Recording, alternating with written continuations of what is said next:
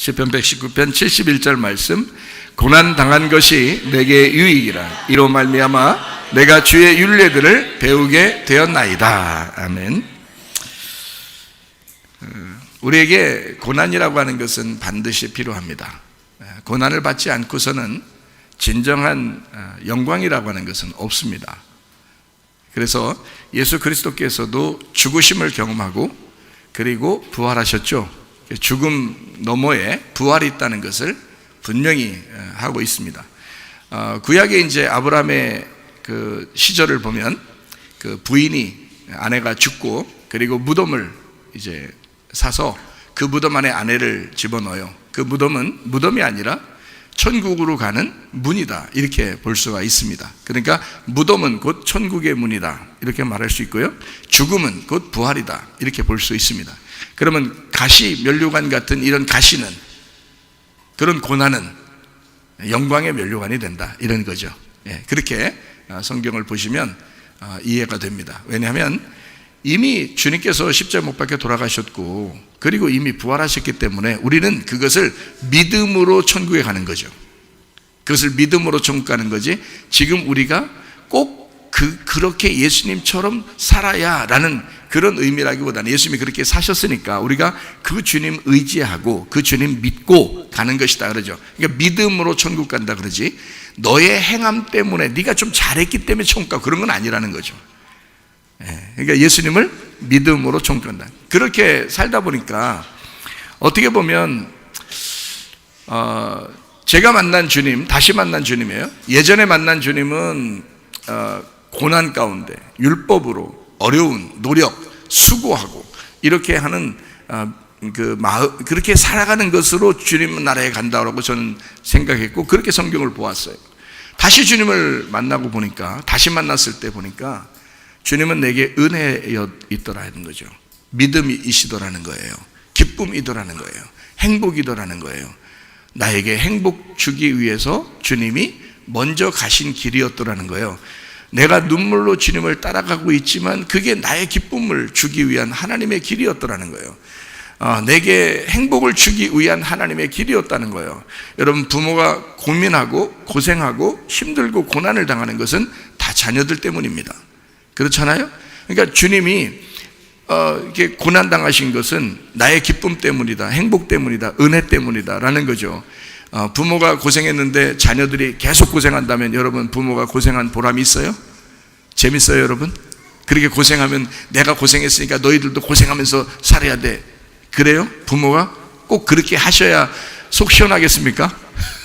부모 여러분, 그렇지 않죠. 부모는 자녀들이 행복했으면 좋은 거예요. 자녀들이 막 웃고 즐겁게 행복하면 좋은 거예요. 그렇죠? 그게 부모 마음이란 말이에요. 부모는 고생해도 너희들이 기쁘면 좋겠다, 너희들이 행복했으면 좋겠다라는 게 부모 마음이죠. 그죠? 그러니까 우리가 부모들은 자녀를 위해서 좀 고생하시자는 거예요. 좀 고생하시자. 그래도 보람 있다. 우리 자녀가 조금 더 웃고 조금 더 행복할 수만 있다면 그게 보람이지 않겠느냐. 마찬가지로 하나님께서도, 내가 다시 만난 하나님은 그런 하나님이시더라는 거예요. 나의 기쁨을 위해서, 나의 행복을 위해서, 나의 즐거움을 위해서, 나의 아름다운 다시 사는 인생을 위해서 주님이 그 길을 먼저 가셨구나라는 것을 제게 깨닫게 해주셨습니다. 그래서 저는 내 나머지 인생은 정말 행복해야지, 내 나머지 인생은 정말 아름다워야지, 내 나머지 인생은 정말 기쁨으로 내가 살아야지, 그래도 주님이 나를 좋아하신다라는 것을 제가 깨달았어요. 그게 은혜더라는 겁니다. 은혜. 그래서 은혜 아니면 우리가 살아갈 수가 없다라는 것을 제가 제 마음 깊숙이 깨달은 것입니다, 여러분. 그래서 여러분에게도 그런 사랑의 마음을, 하나님의 그 사랑의 마음을, 그 하나님의 그 우리에게 주고 싶은 그 기쁨의 마음을, 그 하나님의 눈물 속에 젖어진 하나님의 행복을 우리에게 주고 싶어하는 그 마음을 여러분에게 전달하고 싶었던 거예요. 그 하나님의 사랑을. 그렇게 우리는 계속해서 끊임없이 우리 교회가 이렇게 설교를 통해서 이어져 가고 있고, 또 하나님은 그런 눈물의 기쁨을 우리에게 주고 선물로 주고 있다, 그렇게 여러분은 말씀을 듣고 있습니다. 계속해서 하나님은 우리에게 또 다음 해가 다가올 때도 우리는 또 하나님의 더 많은 기쁨, 더 큰 행복을 우리에게 주시기를 원하시는, 그 더 큰 사랑을 주시기를 원하시는 그 하나님을 여러분이 경험하시고 만나시기를 바랍니다. 한 해보다 다음 해가 더, 지난달보다 이번 달보다 다음 달이 더 큰 행복과 기쁨이 넘쳐나셔야 된다. 그런 걸로 보이면 우리가 고난이라고 하는 게 과연 나쁜 것만은 아니더라. 이 고난을 통해서 하나님을 깨닫게 되는 놀라운 의미가 있더라는 것입니다. 사실 우리가 잘못해서 고난이 보통 오죠. 하나님이 잘못해서 우리가 고난 당하도록 그렇게 하시겠습니까? 그런 거 아니죠. 대부분 다 우리가 잘못해서 고난이 오는 거예요. 그렇죠? 우리가 잘못해서 고난이 와요. 그럼 잘못했을 때 그 고난이 왔어요. 오면은 여러분에게 니네가 담당해라, 그렇게 하나님이 하시겠어요? 그렇게 하지 않습니다. 예를 들어서요, 구유가 있습니다. 이렇게 구유가. 그러면 그 구유 안에 누가 오셨어요? 예수님이 오셨습니다. 그러면 구유가 스스로, 이 구유 자체가 먹다라는 거거든요. 이 먹다라는 이 구유 자체가 스스로 이 구유를 깨끗하게 할 수 있어요, 없어요? 할 수 있는 게 없어요. 구유는 비어 있었을 수도 있고 뭐가 차 있었을 수도 있단 말이죠. 그렇죠? 그런데 이 뭐가 차 있을 수도 있고 뭐가 비어져 있는 구유일 수도 있는데, 문제는 구유 자체가 스스로 이것을 비워낼 수가 없다는 겁니다. 그렇죠? 그럼 누가 비워줘요? 누가 비워주죠? 마리아하고 요셉이. 마리아하고 요셉이 왜 비워요, 거기를? 아기를 거기다 놔야 되니까. 자기 아기를 거기다 놔야 되니까 이 마리아하고 요셉이 비워주는 거예요. 그렇죠? 그러면 구유도 좋고 아기도 좋은 거예요. 맞죠? 그러면 구유가 뭐라고 그랬어요? 내 마음이라 그랬어요. 구유는 내 마음이다. 자, 내 마음이 어떤 사람은 더러운 마음일 수 있고 어떤 사람은 깨끗한 마음일 수 있죠. 근데 이 세상에 있는 모든 사람의 마음은 사실 다 더럽죠. 그 더러운 마음을 누가 치워줘요? 내 마음이 스스로 치워요? 못해요. 누가 치워주는 거예요? 마리아하고 요셉이 치워주는 거예요. 왜요? 마리아하고 요셉은 아기 예수님을 탄생하게 하기 위한 사명자들입니다. 그러니까 사명자가 옆에 있을 때 그 사명자가 치워주는 거예요. 여러분의 마음의 그 더러움을 말씀을 가지고 있는 사명자가 말씀으로 치워주는 거예요, 여러분을. 그러면 그 안에 누가 있게 하려고? 여러분 마음 안에 누가 있게 하려고? 예수님이 그 속에 잉태가 되게 하려고 하는 거예요. 예수님이 그 속에 자라나도록 하게 하기 위해서, 예수님이 잉태되고 출산하고 자라나게 하기 위해서, 구유에 놓기 위해서, 여러분 마음 안에 예수님을 모셔드리게 하기 위해서 사명자들이 열심히 일하는 거예요. 여러분의 마음을 자꾸 말씀으로 채우려고, 비워주려고 하는 겁니다. 그러면 심령이 비워지면 말씀이 채워지겠죠. 예수 그리스도가 거기에 오겠죠. 그러면 오면은 바로 구유 안에 그냥 예수님 거기다 딱 놓으면 그대로 있어요. 계속 자라나겠어요. 계속 자라난단 말이에요. 그렇죠? 그럼 뭐 때문에 자라나요? 여러분 속에 있는 아기 예수는 무엇 때문에 자라날 수 있겠어요? 스스로 자라날 수 있어요? 말씀을 먹어야 자라나요? 말씀을 먹어야 자라나는 거예요. 그렇죠? 그럼 말씀을 계속 먹이는 자가 누구예요? 사명자예요. 그거를 하늘에서 보내신 천사라 그러는 거예요. 그러면 제가 지금 여러분이 저를 볼 때 천사처럼 좀 보여요? 그렇게 안 보이죠? 천사처럼 안 보인다고요. 근데 성경의 천사는 물론 우리가 영적으로 보면은 막 아주 빛이 나고, 제가 직접 보니까 너무너무 빛이 나고 아름답더라고요. 그 천사는요, 영적인 모습이니까. 근데 실제로 천사라는 단어는 성경에서 소식을 전하는 자예요. 소식을 전하는 자를 천사라 그래요. 그러니까 하늘의 소식을 전하러 내려온 게 천사고요. 그리고 그 천사라고 하는 그 말씀, 하늘에서 전해지는, 여러분에게 전하는 그 말씀을 맡은 자가 사명자예요. 말씀을 맡은 자가. 그래서 여러분에게 천사처럼 전하고 있다는 거죠. 그럼 여러분 속에 예수가 잉태가 되고, 자, 마리아하고 요셉한테 누가 내려왔어요? 가브리엘 천사가 내려왔죠.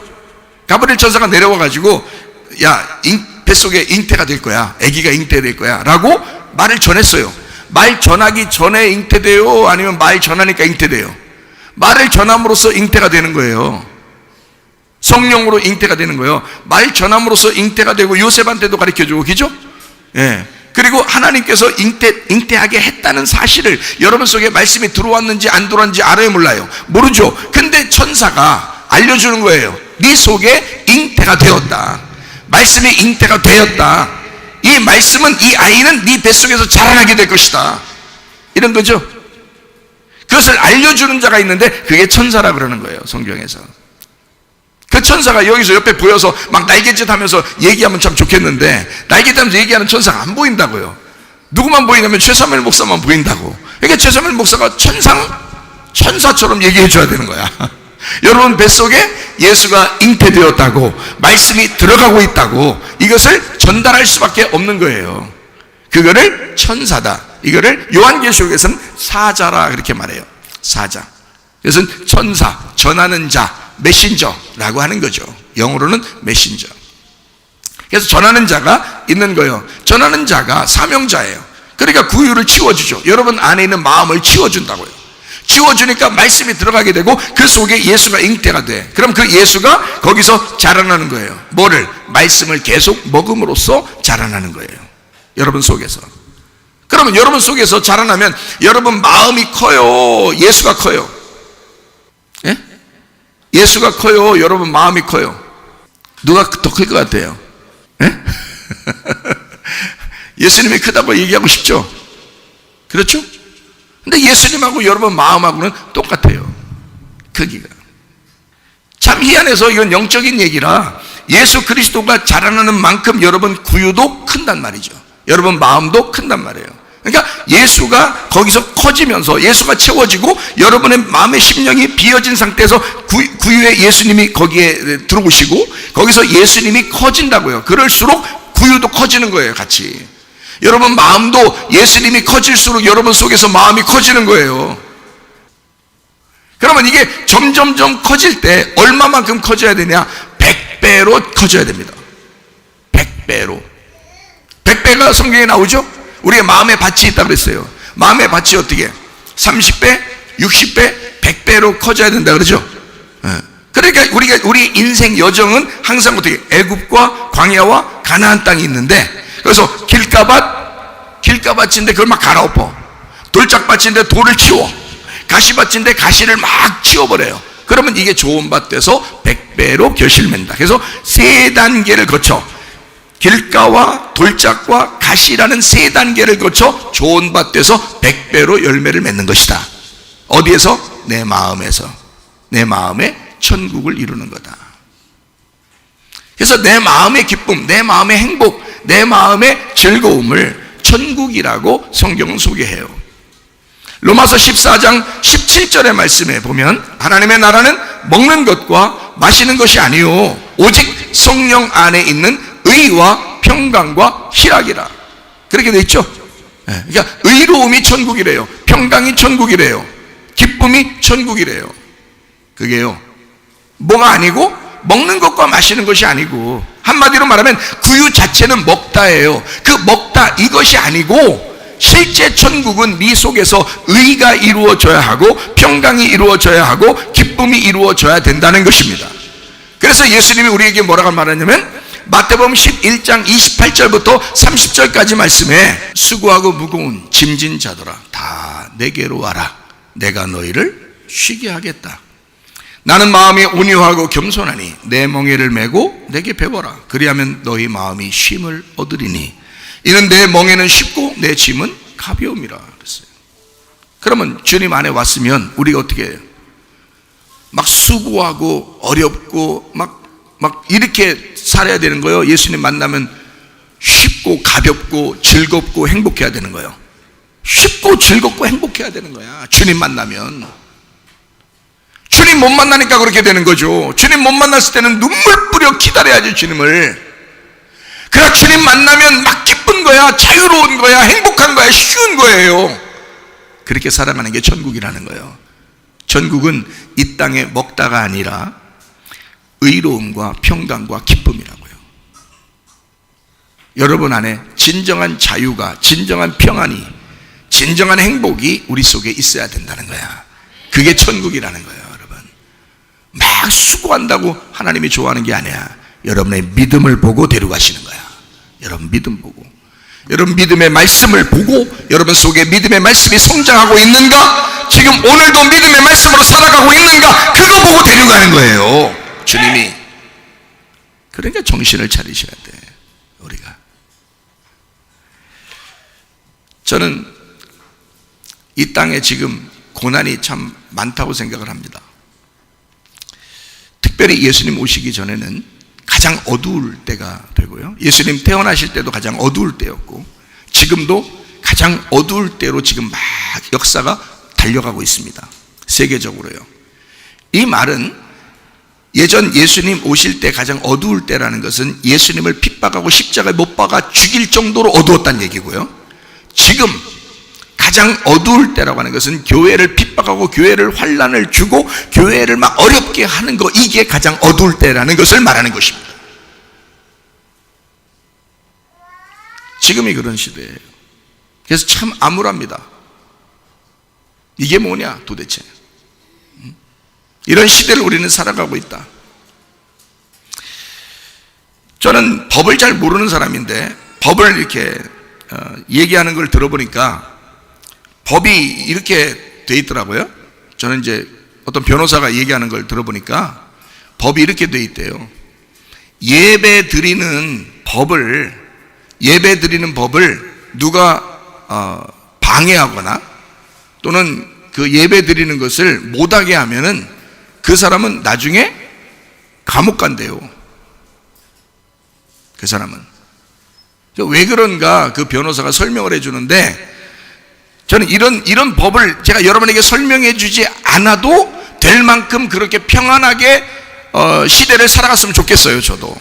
그런데 변호사가 얘기하는 걸 저도 귀 기울여 듣고, 그리고 여러분에게 설명할 정도의 시대가 됐으니 이게 어두운 시대라는 거야. 이게 고난의 시대라는 거야. 이런 고난의 시대에 가장 어두울 때 가장 빛이 나는 건 촛불 하나만 켜도 빛이 나듯이 여러분 속에 그리스도의 빛이 있으면 이런 어두운 시대에 하나님이 그 밝은 빛을 더 밝게 만들어 주시겠다, 그 말입니다.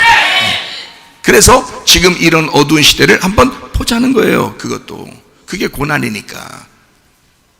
여러분, 종교법이 있습니다. 우리나라 얘기죠. 종교법, 예배법이거든요. 종교법. 그게 헌법에 보장돼 있어요. 우리나라 헌법에. 그러면 자, 필요에 의해서 있는 법과 헌법이라고 하는 법이 있는데 그 중에 어떤 게 더 위에 있는 법이겠어요? 예? 우리들이 평상시에 생활하는 게 이게 필요해라고 해서 하는 도덕법이나 이런 법보다 어떤 게 더 위에 있겠어요? 헌법이 더 위에 있는 겁니다. 그럼 헌법에 정해진 것은 뭐냐면 예배는 자유롭게 드려야 된다고 정해져 있어요. 헌법에. 종교는 자유해야 된다. 예배는 자유롭게 드려야만 한다라고 헌법에 정해져 있다고요. 그러면 이게 왜 중요한 거예요? 이게 왜 높은 거예요? 이게 왜 헌법이 더 이런 지금 전염병에서 마스크 쓰라는 법이 있어요. 마스크 쓰라고, 안 쓰면 벌금 내린다고. 그런 법보다 이 헌법에 있는 게 훨씬 더 위에 있는 법이에요. 이 법이요. 종교법이. 왜 그럴까요? 종교법은 이런 세상에서 돌아가는 이런 도덕법보다 훨씬 초월된 법이기 때문에 그래요. 이게. 그래서 이 종교법을 자유롭게 딱 해놓으면 다른 법이 이거를 침범할 수가 없습니다. 종교법은 이렇게 정해져 있어요. 그래서 예배를 방해하는 것은 감옥의 형사처벌입니다. 바로. 왜냐하면 헌법을 위반했기 때문에 그래요. 예배를 방해하는 것은. 실제로 그렇게 많이 가요, 감옥으로. 예배를 방해했을 때는. 형사법이니까 그래요. 그러면 이제 뭐 어떤 정권이 딱 자기들이 권력을 잡아가지고 예배를 막 방해했어요. 사람들이 막 꼼짝 못해요. 네? 좋아요. 그러면 그게 잘하는 거예요? 못한 거예요? 못한 거죠? 잘한 거 아닙니다. 이 종교법이라는 헌법을 막 억압하면 이거 잘못한 거예요. 그렇죠? 잘못한 이 사람들은 그 정권이 막 이렇게 힘을 내고 막 해도 그럼 이쪽 사람들은 찍소리 못하고 다 당해. 그렇죠? 근데 보세요, 정권이 바뀌면 어떻게 돼요? 이렇게 핍박한 이 사람들 있잖아요, 다 감옥 갑니다. 헌법을 다 위반했기 때문에. 헌법에 일단 정해진 것은 가장 우선 두는 법이에요. 자, 마스크 쓰라는 법은요, 1년 내내 평생 죽을 때까지 마스크 쓰고 다니라고 법에 돼 있어요? 아니면 이건 잠깐 생겨난 법이에요? 잠깐 생겨난 법이에요, 이거는. 자, 파란불에 지나가야 돼요? 빨간불에 지나가야 돼요? 파란불에 지나가야 돼요. 빨간불에 지나가면 안 돼요.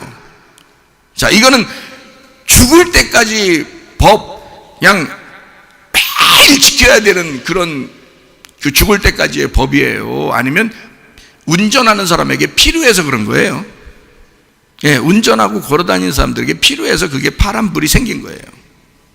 그렇죠? 아니면 범칙금을 낸다 그러죠? 범칙금을 내서라도 이걸 꼭 지켜달라 그러죠? 왜 지켜야 돼요? 근데 운전자들이, 내가 파란불에 지나가려는데 운전자들이 계속 운전을 와, 자동차로 계속 다녀. 그러면 파란불에 지나가야 돼요? 안 지나가야 돼요? 안 지나가야 돼. 왜냐면 내가 위험하니까. 내가 스스로 판단해 봐야 되죠, 그죠? 네, 그래서 위험하니까 안 지나가야 돼. 근데 빨간불이 됐네? 근데 차가 한 대도 없어. 네? 1시간 동안 빨간불인데 1시간 동안 차가 한 대도 없어. 그럼 1시간 동안 빨간불이니까 내가 여기 서 있어야 돼? 그냥 지나가야 돼? 지나갈 수 있는 거예요. 이거는 이렇게 할 수도 있고 저렇게 할 수도 있는데 내가 필요해서 만든 법이란 말이에요, 이런 건. 그렇죠? 무슨 얘기인지 알겠어요? 그런데 종교법은 안 그래요. 필요해서 있는 게 아니야. 그건 헌법으로 보장된 아주 중요한 법이라고 써놓은 거예요. 그래서 이 법이 훨씬 더 높이 있습니다. 그거 아시고 하셔야 돼요. 자, 헌법에, 우리나라 헌법에 가장 첫 번째, 뭐 1조 1항이라고 그러나요? 하여튼 우리가 헌법을 잘 모르니까, 그죠? 근데 첫 번째 1조 1항에 거기에 뭐라고 써 있어요? 모든 주권은 누구에게 있다는 거예요? 국민에게 있다는 거, 그죠? 네. 그러니까 모든 주권은 국민에게 진짜 있나요? 여러분, 그렇게 살아요? 아니면 누가, 야, 이거 하지 마! 그러면 안 하고, 야, 이거 해! 그러면 하고. 다 그렇게 살지 않아요? 주권이 국민에게 있다며. 그렇죠? 그러면 동물들한테는요? 동물들한테는 그런 주권이 없어요. 그래서 무조건 하라고 다 따르면 그게 동물이라 그러는 거예요. 그게 짐승이라 그러는 거예요. 국민이 아니고. 국민이 주인인데 주인이 자기가 개나 돼지처럼 생각을 하는 거예요. 자기가 나는 동물이야, 누군가가 나를 때리고 누군가가 날 끌고 가면 그냥 따라다니는 거야. 그러면 그게 국민이요, 그게 동물이요? 동물이죠. 그러니까 동물은 누군가가 지배할 때 그렇게 말해주면 따라가는 거야. 맞죠? 여러분 어떻게 하고 있어요? 주권을 가지고 살고 있어요? 아니면 누가 하라는 대로 다 따라요? 예배라고 하는 것은요, 내가 필요해서, 건강에 필요해서, 안전이 필요해서 생겨난 파란불이나 마스크 이거보다 훨씬 더 위에 있는 법이라고 이게. 근데 그것도 누가 하지 말라면 안 한다고요. 그게 뭐라고? 여러분이 주권을 가지고 있는 거예요? 누가 주인이요? 누가 주인이에요? 저는 여러분에게 이것까지 설명해야 되는 이런 암울한 시대가 안 좋다는 거예요. 이거는 설명해 주지 않아도 다 알아야 되는 거란 말이에요. 왜 파란불에 지나가는 법보다 종교법이 위에 있는 줄 알아요? 그게 정신의 법이기 때문입니다. 정신의 법, 영혼의 법이기 때문이에요. 이게 나라에서도 헌법을 정해놓을 때 그렇게 정해놓은 거예요. 이건 정신의 법이다, 이건 영혼의 법이다. 이래서 이건 항상 위에 있어야 된다라고 정해놓은 거예요. 두 개가 딱 맞물렸을 때는 이게 위에예요. 왜냐면 정신의 법이니까. 여러분은 몸으로 이루어졌어요? 속의 정신과 영혼으로 이루어졌어요? 정신과 영혼이 여러분이라고요. 그렇기 때문에 그게 항상 우선되는 법이라고. 이 몸은 두 번째라고요. 이 몸의 안전, 몸을 위해서 필요한 것은 두 번째 법이라고요. 이거 아셔야 돼. 헌법도 제대로 모르고 살아요. 주권은 우리에게 있습니다. 자, 그러면 야, 전염병이 돌아. 전염병이 도니까 마스크 쓰라 돼. 그렇게 했어요. 그럼 여러분 마스크 써야 돼, 안 써야 돼? 써야죠. 왜 써야 돼? 왜 쓰는 건지 알고 쓰는 거예요? 그냥 쓰라니까 쓰는 거예요. 그냥 쓰라니까 쓰면 여러분 동물이요. 알고 써야 될 거 아니에요.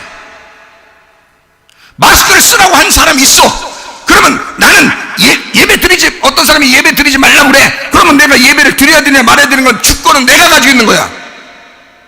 예배 드려야 되냐 말아야 되는 건 주권은 내가 가지고 있어. 마스크를 써야 되냐 말아야 되냐 내가 주권을 가지고 있다고. 내가 주인이니까. 그러면 내 종이, 내 하인이 나한테 주인, 야, 마스크 써! 예배 드리지 마! 종이 그래요? 아니, 누가 종이요? 누가 주인이고? 그럼 내가 그러면 대통령의 종이요? 내가? 아니, 헌법 1조 1항이라며 모든 주권은 국민에게 있다며 대통령에게 있는 게 아니고, 대통령도 내가 선출해야 된다며, 내가 찍어야 대통령이 되는 거라며. 그러면 내가 찍어서 내가 부하로 쓰려고, 하인으로 쓰려고, 종으로 쓰려고 대통령을 뽑았다며. 그 권한을 주고 네가 한번 이렇게 일해봐. 나 좀 신경 좀 안 쓰게. 나 건강하고 안전하게 나 좀 잘 챙겨줘. 그래서 뽑은 거 아니에요? 그러면 누가 주인이냐고. 헌법에 명시되어 있기는 내가 주인이라네. 내가 주인이래. 그렇죠? 그러면 나한테 명령을 내려야 돼. 나한테 부탁을 해야 돼. 명령을 내려야 돼. 부탁해야 돼. 잘 들어야 돼. 이거 명령이라고 따르고 이러면 당신들은 동물이라고요. 내가 주권이고 내가 주인이니까 내 하인이, 내 종이, 내가 선출한 대통령이 나한테 뭐라고 해야 돼? 부탁을 해야지. 그렇죠? 마스크 주인님, 이번에 전염병이 막 돕니다. 마스크 좀 써주셨으면 고맙겠습니다. 부탁해야 되죠. 그러면 나 마스크 안 쓰고 싶어. 네? 그럼 내가 안 쓰는 거예요. 내가 주인이니까. 네? 자, 나 쓰고 싶어. 그럼 내가 쓰는 거야. 그러면 안 됩니다. 그렇게 하면 안 됩니다. 이거는 억지로라도 써야 됩니다. 이거 굉장히 중요한 겁니다. 라고 얘기를 해줘야 될 거 아니에요. 그럼 왜 중요한데? 라고 내가 물어볼 거 아니야. 그죠? 내가 주인이니까 왜 중요한데? 라고 물어볼 거 아니야. 그게 왜 중요해? 그러면 거기서 설명을 다 해야 돼. 그렇죠? 설명을 다 해야 돼. 나한테 설명을 해줘야 될 거 아니야. 이거 쓰는 게 왜 좋은지를 설명을 다 해줘야 돼. 그렇죠? 무슨 말인지 아시겠어요? 그 설명도 안 해주고 나보고 우리 안 쓰면 벌금 낸다 그러면 누가 주인 얘기를 하는 거예요? 지금 누가 주인 노릇 하는 거야? 안 되죠. 왜 우리는 아무것도 모르면서 그냥 개 돼지처럼 그렇게 말하면 다 순종하고. 우리나라 국민들이 누가 그러대? 그렇게 착하대요. 우리나라 국민들이 그렇게 착하대요. 그래서 누가 명령 내리면 노예처럼 그렇게 순종하는 게 우리나라 국민처럼 잘하는 사람들이 없다네. 이게 알고 보니까 옛날에 일제시대 때나 조선시대 때나 아주 그냥 그렇게 노예 근성이 오랫동안 돼서 그렇대요. 그것도 유전으로 내려오는가 봐. 땅의 유전을 끊으세요. 여러분과 제가 예수 그리스도께서 우리를 자유케 하려고 우리를 부르셨단 말입니다. 그러니까 알아야 될 거 아니에요. 누군가 나에게 얘기하려면 나에게 설명을 자세하게 해야 되는 거예요. 그렇죠? 그러면 그 자세하게 설명을 하려면 자기도 지식을 가지고 있어야 돼. 그렇죠? 엄청난 지식을 가지고서 설명을 조목조목 다 해야 돼. 그러면 나도 내가 알고 있는 한 내가 이러이러하던데 라고 나도 설명을 할 수 있어요. 그죠? 그래서 서로 비교해 봐야죠. 마스크를 쓰는 게 좋냐 안 쓰는 게 좋으냐, 예배를 드리는 게 좋으냐 안 드리는 게 좋으냐 라고 해서 서로 비교를 해봐야 되는 거예요. 자, 주인님의 안녕을 위해서, 주인님의 안전과 건강을 위해서 제가 이렇게 부득이하게 저에게 일을 맡겨주셨는데 제가 부득이하게 이러이러한 결정을 내렸습니다. 주인님 어떡하십니까? 하고 허락을 받아야 될 거 아니에요.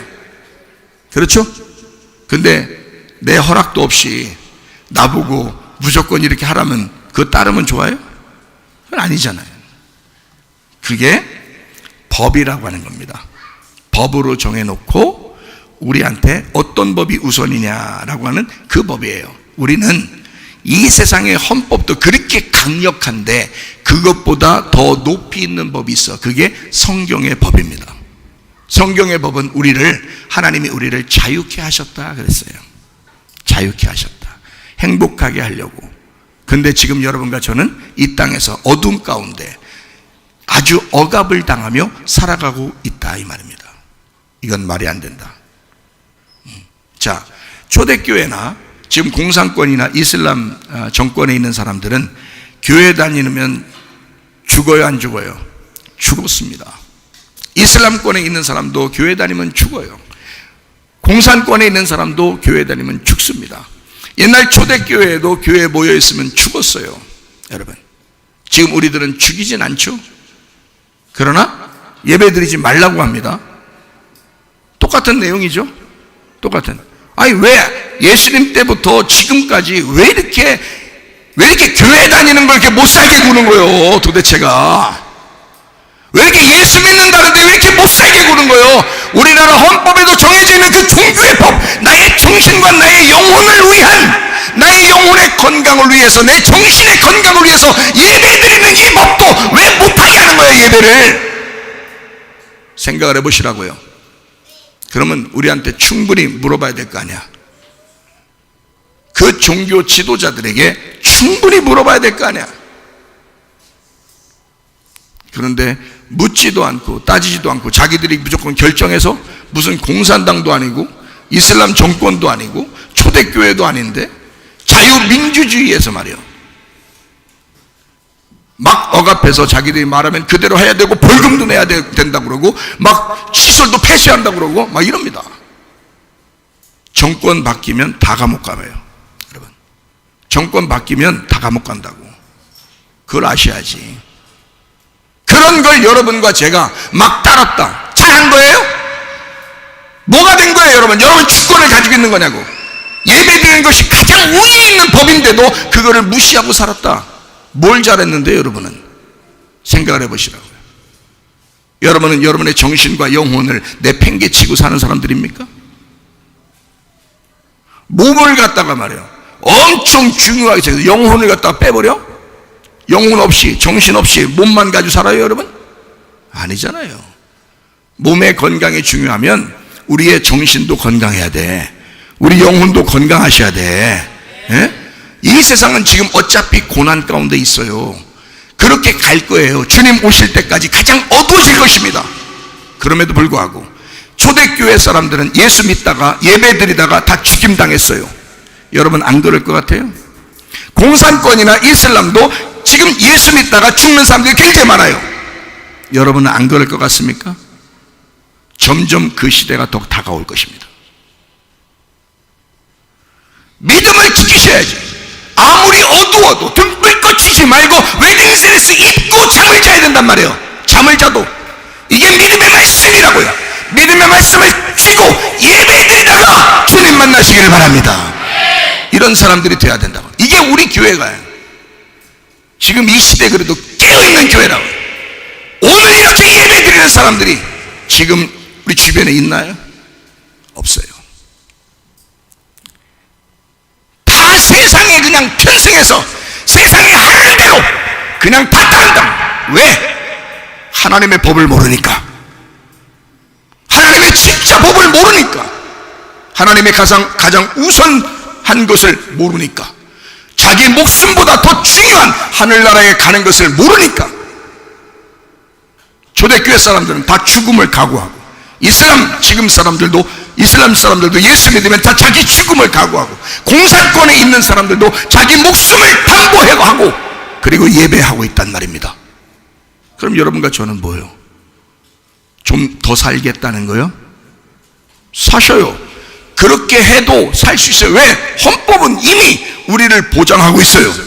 근데 그 헌법이 보장하는데도 불구하고 우리는 뭐가 이렇게 두렵고 뭐가 무서워서 예배 드리는 거를 뒤로 하느냐?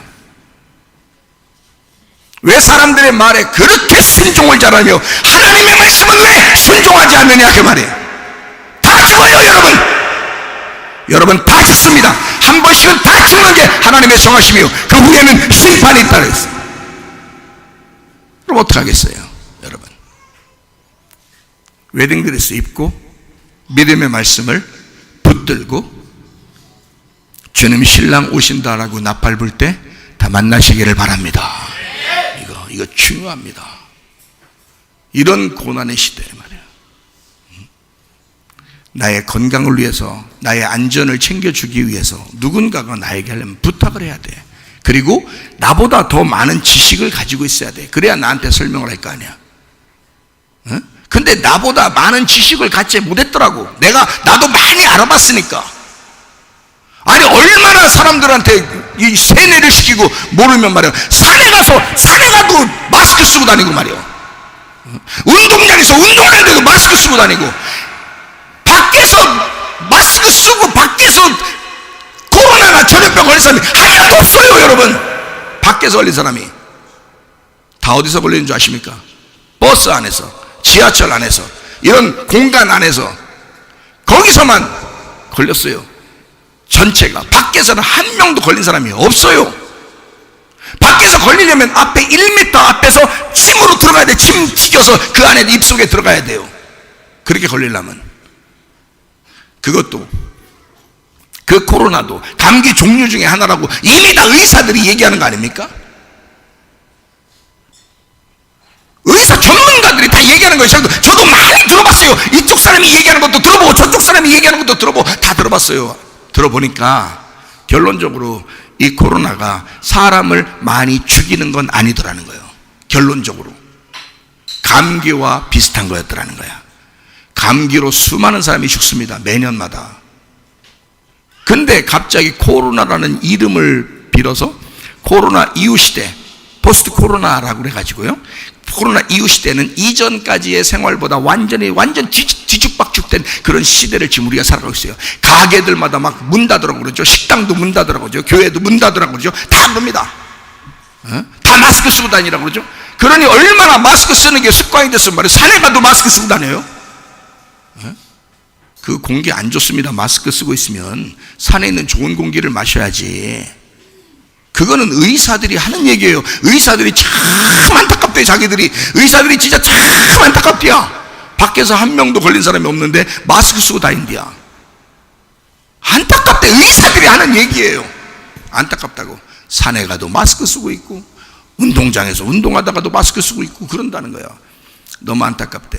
자, 이렇게 의사들 내가 얘기를 들어보니까 안타까운 일들이더라고요. 누군가가 이걸 세뇌를 시켜서 여러분의 입을 닥치라고 만드는 거야, 이게.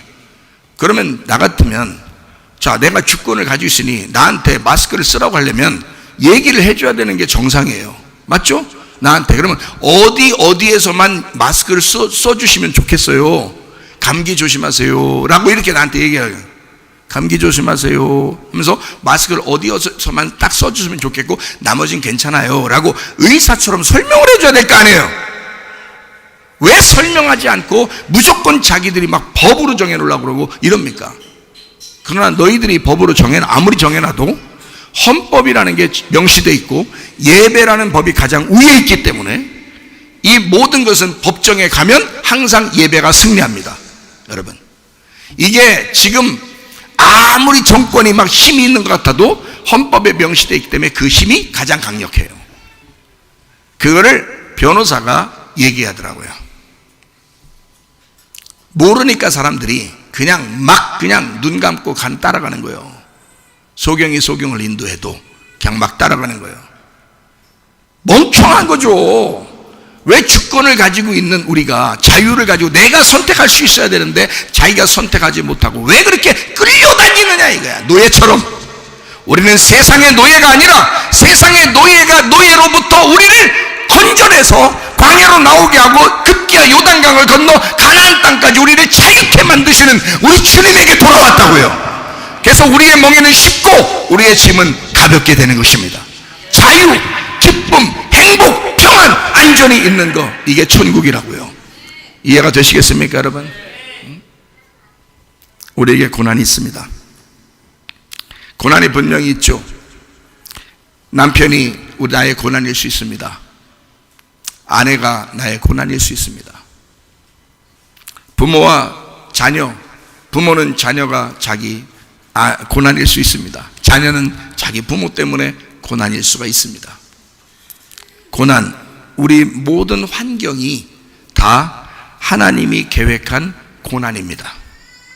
우리 모든 환경이 하나님이 내게 허락한, 다른 자녀를 주지 않고, 다른 부모를 주지 않고, 다른 남편 주지 않고, 다른 아내 주지 않은 그것이 나의 환경인데 어떡하냐고요. 어느 나라에 태어난 사람은 그 나라가 그의 환경이고 그게 고난이라고요. 우리나라에 태어난 사람은 우리나라에 있는 이것이 나의 환경이고 이것이 나의 고난이라고요. 우리가 견뎌야 하는 거죠. 우리가 다른 나라에 태어나지 않고 이 나라에 태어났어요. 다른 장소에 태어나지 않고 이 동네에 태어났다고요.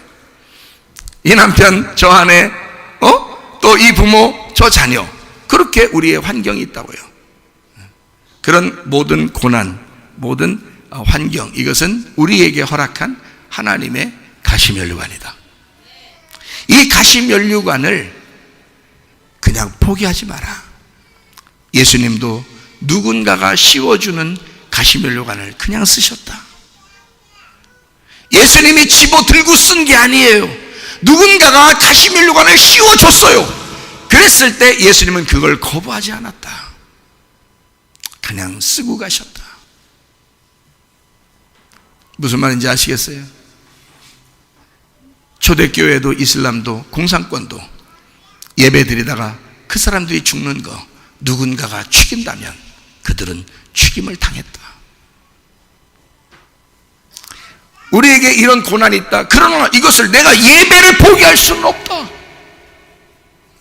누군가가 나에게 고난을 줄 수 있다. 그러나 나는 나의 주권을 포기할 수는 없다. 이해가 돼요? 그런데 누군가가 날 죽인다. 그럼 그건 잘못된 죽음이지만, 그들이 나를 잘못 알고 죽인 거지만, 그러나 내가 기꺼이 그 가시면류관을 쓰겠다. 그겁니다. 여러분은 그렇게 누군가가 내게 씌워주는 그 가시면류관을 내가 쓸 자신이 있는가? 왜 그걸 일부러 쓰지 않고 일부러 벗어던지면서 예배도 포기하고 자기 주권도 포기하는 그런 인생을 살다 가려고 하는가? 누군가가 내게 가시면류관을 씌워준다면 기꺼이 쓰라 이 말이야. 그 고난은 나를 만들어가는, 나의 죽음을 위한, 그 죽음은 나의 부활을 위한 하나님의 계획이었으니까. 이해가 되시겠습니까? 그래서 예배드리다가 죽어버리는 거예요. 그 사람들이 공산권에 있는 사람이 예배드리다가 죽어버리는 거야. 그러나 예배를 포기할 수는 없는 거야. 그들의 하나님을 포기할 수는 없는 거야. 자기들의 목숨을 하나님 앞에 영광을 돌리는 거지. 이해가 돼요? 근데 사람들은 너무나 빨리 이 세상의 법을 따른다.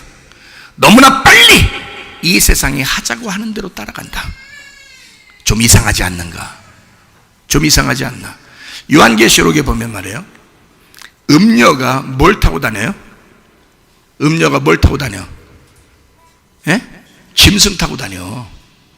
그럼 음녀가 짐승 타고 다니면 짐승 위에서 음녀가 뭐 굉장히 야 짐승 내 맘대로 살아 이렇게 하고서 음녀가 다니는 것 같아요? 그게 음녀가 짐승 탔다는 얘기예요? 예? 나중에 그 짐승이 음녀를 미워해서 홀딱 벗기고 불로 살아버린대. 그냥 확 잡아먹어버린대야. 응? 옷 다 홀딱 벗겨버리고 아주 그냥 난리나게 만든대야, 이 짐승이 음녀를. 그러니까 누가 주인인겨? 음녀가 주인인겨? 짐승이 주인인겨? 짐승이 주인인겨. 그럼 꼭 그 짐승에는 누가 탄겨? 음녀가 탄겨. 그럼 잘 봐요. 자, 짐승에 음녀가 탔어. 짐승에 신부가 타진 않았어. 음녀가 탔다고 나와 있어요. 그리고 짐승은 음녀를 미워한다 그랬어요. 여러분, 짐승이 뭐예요? 짐승이 뭐냐고? 음녀가 짐승을 탔다니까? 짐승이 세상이요. 이 세상의 법이고, 우리는 세상 법을 따르는 사람들이 아니라 하나님 법을 따르는 사람들이에요. 그래서 이 세상이 우리를 무서워하는 거야, 기독교를. 알아요? 우리가 하나님의 법을 따르는 사람들이니까 세상이 우리를 무서워한다고. 그래서 기독교를 어떻게든지 파괴하려고 한다고요. 어떻게든지 교회에 못 모이게 만들려고 하는 거라고요. 무서우니까. 자, 우리 보세요. 짐승을 음녀가 타고 있어요.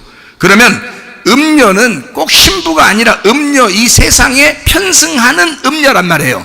세상 좋아하는 여자란 말이에요. 이게 이 음녀가 하나님만 좋아하는 게 아니라 세상도 좋아하는 여자란 말이에요.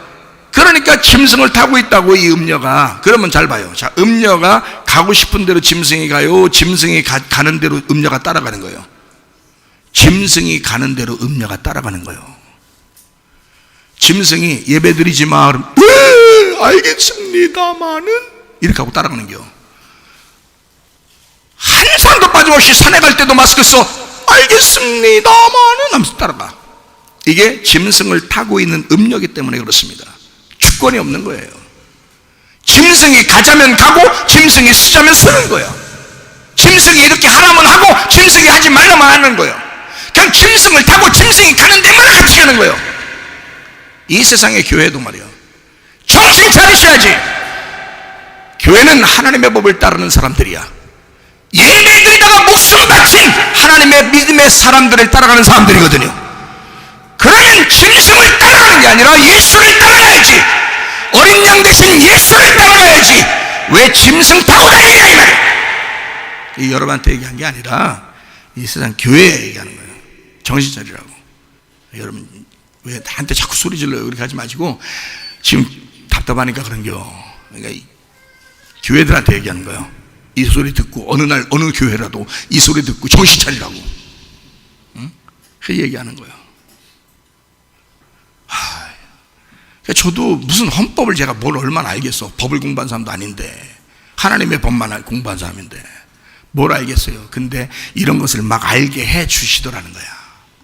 시대가 지금 이렇게 가고 있으니까 점점점 이 모든 환경을 통해서 이걸 보여주시더라 이 말이에요. 그래서 알게 되는 거예요. 아, 이런 거였구나. 그래서 짐승이 맘대로 하는구나 이게. 그러나 여러분, 그 짐승 타고 다니다가 어느 날 다 찢겨버립니다. 여러분, 그 사람들 어느 날 다 찢어져요. 그거 가만둘 줄 아십니까? 세상에 하라는 대로 그대로 다 따르는 사람들 말이에요. 그 세상이 가만 놔둘 줄 알아요 여러분? 그렇지 않아요. 여러분, 다 찢어버립니다. 그게 성경에 나와 있는 요한계시록 17장에 나와 있는 말씀이에요. 그러나 믿음의 사람은요, 세상이 감당할 수 없습니다. 그래서 이 사람은 어린 양 대신 신랑 대신 예수님이 우리를 데리러 오시는 거야. 신부들을 데리러 오는 거야. 나의 신부요, 웨딩드레스 입고 깨끗한 신부의 단장을 네가 하였구나. 내가 너를 데리러 왔다. 너 눈에 눈물이 많았지, 고난 많이 당했지, 힘들었지, 이 세상 보면서 네가 안타까운 마음이 너무 많이 있었지, 내 마음을 가지고 네가 살았지. 내가 네 눈에서 눈물을 씻어줄 거야. 그렇게 신랑이 오시는 거라고요. 여러분, 그 주님 만나시기를 바랍니다. 그 주님. 우리 고난은 없을 수가 없습니다. 가시면류관이니까. 그래서 시편 119편 71절에 고난은 하나님의 율례를 배우기 위해 유익하다 그랬습니다. 하나님의 율례를 배우기 위해서 이것은 참으로 유익한 거다. 가시라는 게 영광이라고 그랬죠. 성경의 쓴물은 단물입니다. 불뱀은 노뱀이고 이혼증서는 결혼증서입니다. 탕자는 돌아온 탕자고요. 사울은 다윗입니다. 다윗에게 고통만 있는 것은 아니죠. 사울한테 쫓겨다니면서 고통만 있는 것은 아닙니다. 사울의 왕권이 다윗에게 옮겨집니다. 그래서 왕권을 다시 얻게 됩니다. 근데 이 다윗이 왕권을 가질 때는 반드시 사울이 죽어야 됩니다. 그래서 하나님이 사울을 제거하고 다윗을 왕으로 만들어 버리시죠. 성경에 보면 사도행전 7장 8장 이렇게 보면요, 스데반이라는 사람이 나옵니다. 사도 바울하고요. 스데반한테 바울은, 사울이죠, 그때가 사울인데, 스데반한테 사울은 어때요? 가시예요. 사울한테 스데반 어때요? 가시입니다. 둘이 서로 가시예요. 그래서 사울이 스데반을 죽였죠. 그렇죠? 죽이고 나니까 그 가시가 자기의 심장을 자꾸 찔러. 그래서 사도 바울이 죽을 때까지 자기는 날마다 죽을 수밖에 없는, 심장을 자꾸 찔러. 아주 이 고통 때문에, 사탄의 가시 때문에 아주 죽겠어. 이 가시를 좀 없애줬으면 좋겠어, 하나님이. 근데 하나님이 안 없애줘. 너 그게 은혜가 족한 거야. 너 날마다 스데반 생각하면서 살아라, 죽을 때까지. 그게 사도 바울의 가시였어요. 평생 그걸 가슴에 안고 살았다 이 말이에요. 왜냐하면 스데반이 사도 바울의 가시였으니까 그 가시를 가슴에 품고 사는 거예요. 그러니 날마다 죽고 싶지 뭐. 사도 바울이 살고 싶었어요. 그 가시를 품고 사니까. 그때 당시에 스데반은 이 기독교인들에게서는요 굉장한 모범적인 사람이었습니다. 근데 사도 바울이 기독교인이 됐네? 그 무리 안에 들어갔어요. 그러니 사람들이 바울을 어떻게 보겠냐고, 사도 바울을. 스데반을 죽인 사람인데 그를 어떻게 보겠냐고. 그거를 그 눈치 보면서 말이에요. 처음에는 눈치 엄청 봤어요. 그 눈치 엄청 보는 거를 눈치 덜 보게 하려고 데려와서 성장시킨 사람이 바나바라는 사람이에요. 그래서 처음에 바울과 바나바가 나오는 거예요. 그래서 생명의 은인이에요, 바나바가. 그렇게 하면서 바울은 위대한 초대교회의 사도가 되었습니다. 근데 그게 사람들을 볼 때마다 그 가족들도 있었을 거고, 그 스데반의 친구들도 있었을 거고, 스데반의 친척들도 있었을 건데, 사도 바울이 자기가 막 떳떳하게 하하하 내가 스데반 죽였지? 잘했지? 이렇게 살 수는 없지 않느냐 이거야. 평생 죽을 때까지 기독교인들 안에서는 스데반은 죄인, 이 바울은 죄인이란 말이에요. 죽을 때까지 자기는 가슴에 가시를 품고 살아갈 수밖에 없었다. 이해가 돼요? 자, 다윗하고 사울이라는 사람도 똑같았어요. 사울하고 다윗이라는 사람도 둘이 이게 둘이 원수지간이에요. 원수지간. 시간이 되면 사울에게 계속 쫓기다가 사울이 결국 죽고 다윗이 왕이 되는 거, 이게 하나님의 계획이었어요. 그러니까 이 둘은 서로 뗄래야 뗄 수 없는 하나의 육신과 영이었단 말이에요. 여러분은 육신과 영으로 같이 살죠? 그러니까 하나는 떨어져 나가야 되고 하나는 하나님께 붙어야 되는 거거든요. 그러니까 이 두 개가 뗄래야 뗄 수 없는 이런 관계에서 탁 분리가 되는, 그때 이제 다윗이 왕이 되는 거거든요. 그러니까 여러분에게도 분명히 이런 고난이 있어요. 사울과 다윗이 같이 있을 때는요 계속 고난입니다. 계속 고난. 근데 이게 딱 떨어져. 이혼하라는 얘기가 아닙니다. 제가 말하는 건 그 이런 말이 아니에요. 이혼하면 그때 왕이 되고 행복한가? 그런 거 아니고, 이게 지금 사울하고 떨어진다 그 말이거든요. 다윗이라는 사람이 얼마나 못된 사람이냐면요, 바세바를 범하고요, 그리고 우리야를 죽입니다. 그렇죠? 바세바 문제 때문에 우리야를 살해해요. 근데도 하나님이 안 말려. 그죠? 안 말려.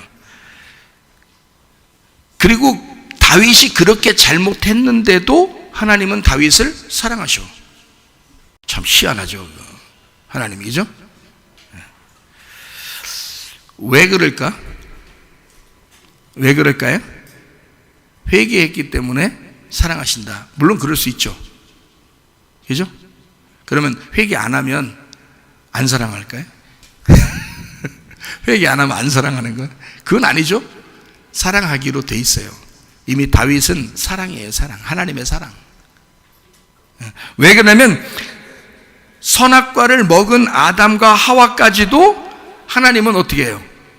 사랑하잖아요.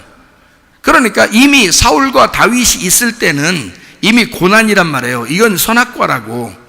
그래서 여기서 이 고난이 끝나고 다윗이 왕이 되면 하나님은 이 다윗을 계속 사랑하는 거예요. 그가 잘못했는데도 사랑은 하죠. 너 잘못한 것 때문에 네 집안이 조금 문제가 생길 거야. 조금이 아니죠. 많이 문제가 생겼죠. 많이 문제가 생길 거야. 그럼 많이 문제가 생기는 이것을 누가 와서 해결해요? 다윗 다음의 왕이 누구죠? 솔로몬입니다. 솔로몬이 이것을 해결해 버리는 거예요. 그래서 솔로몬 왕 때 평화가 이루어지는 겁니다. 그죠? 다윗 때는 계속 분란이 있어요. 근데 하나님은 그 분란이 있는 다윗도 사랑하신다. 여러분이 다윗만큼 하나님 앞에 사랑받은 것처럼 여러분이 그렇게 사랑받는다면 얼마나 기분 좋겠어요? 근데 그게 완전한 것이 아니다. 누가 와야 된다? 평화의 왕 솔로몬이 오셔야 된다. 그러면 이게 완전하게 성전이 이루어진다. 우리 안에 이해가 되겠어요? 가시면류관, 이 가시는 반드시 이 사람을 만들어내는 과정이라는 거예요.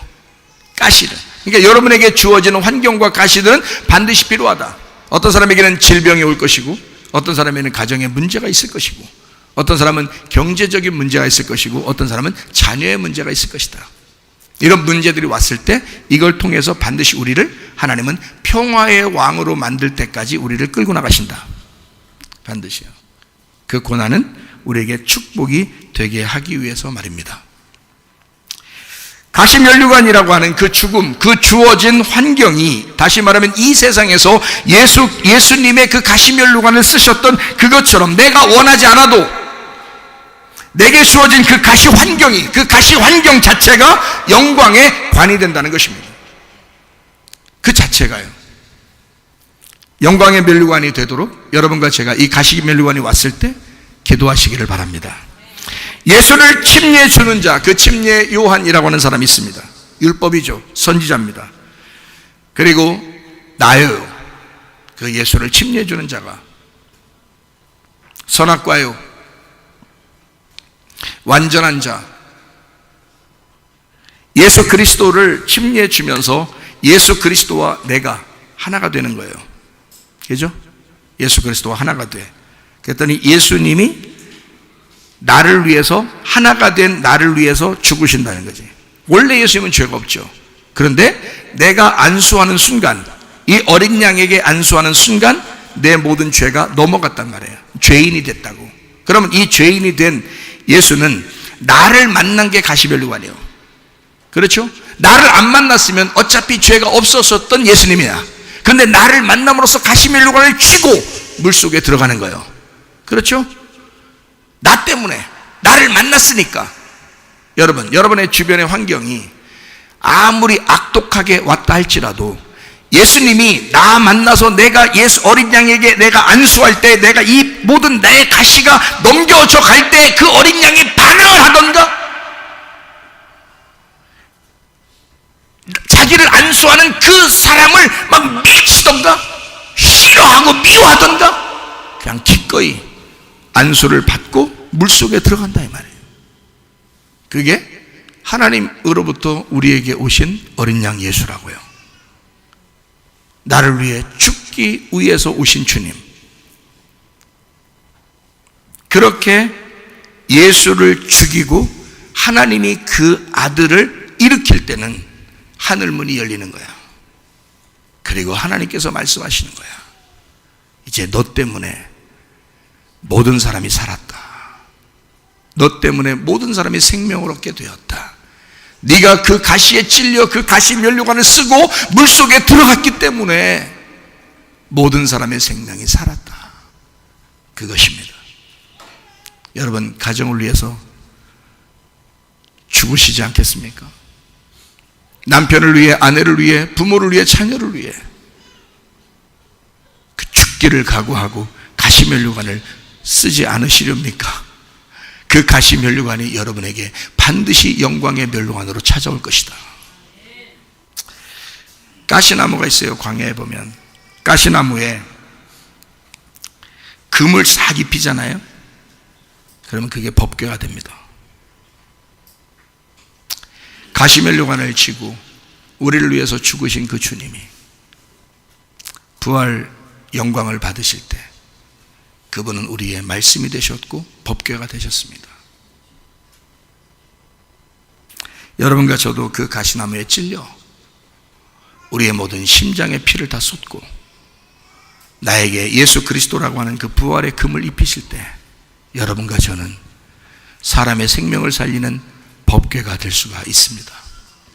그것이 고난 가운데 있는 하나님의 율례를 배우는 주의 백성들이다 그 말입니다.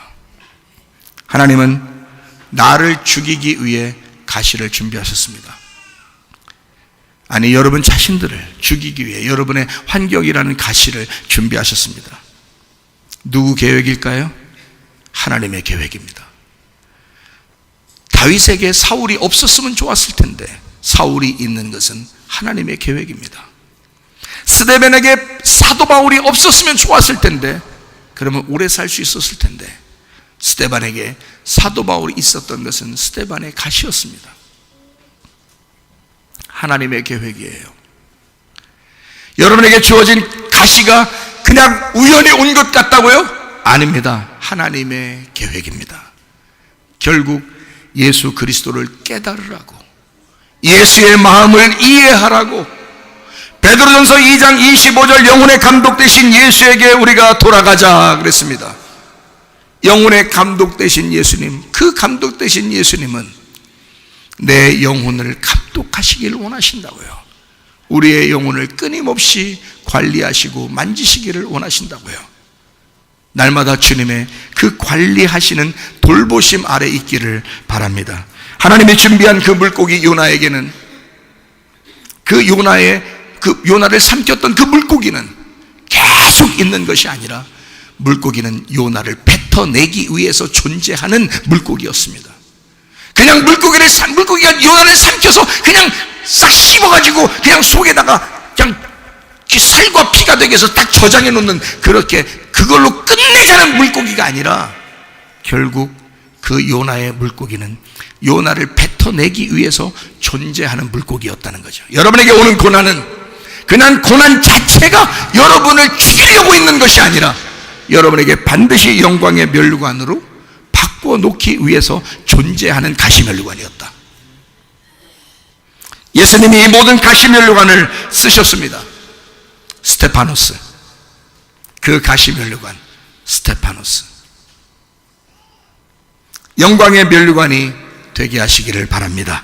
베드로전서 5장 4절 말씀, 그리하면 목자장이 나타나실 때에 시들지 아니하는 영광의 관을 얻으리라. 스테파노스입니다.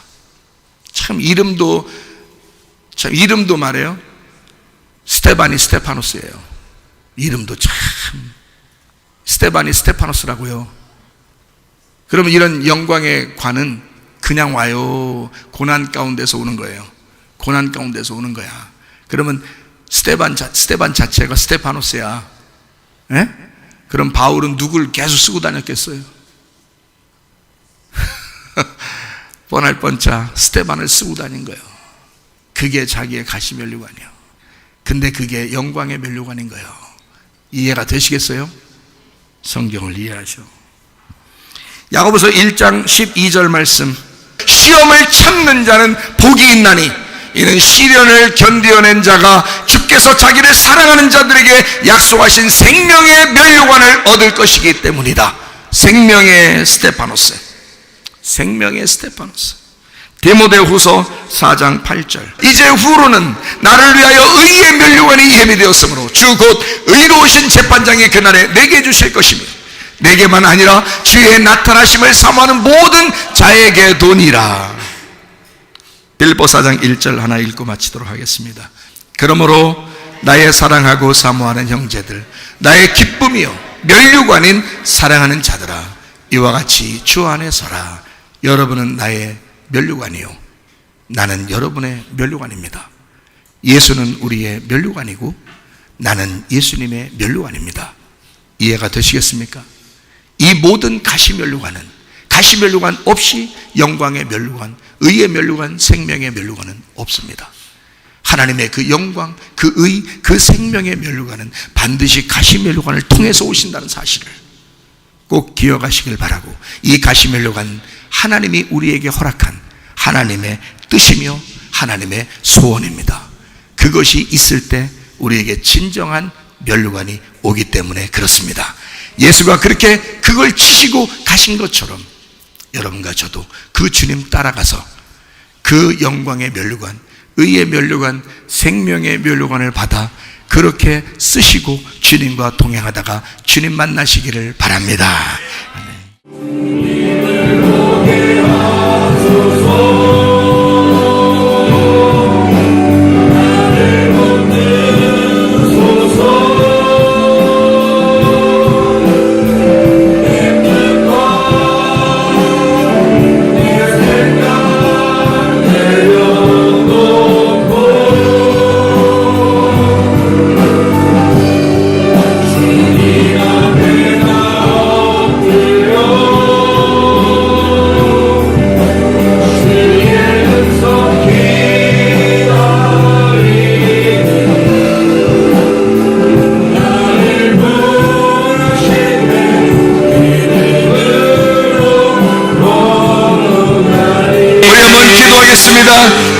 앞에 우리 하나님 내 뜻과 내 생각 내려놓고 하나님 주님의 생각과 주님의 계획과 주님의 소원대로 내가 살기를 원합니다.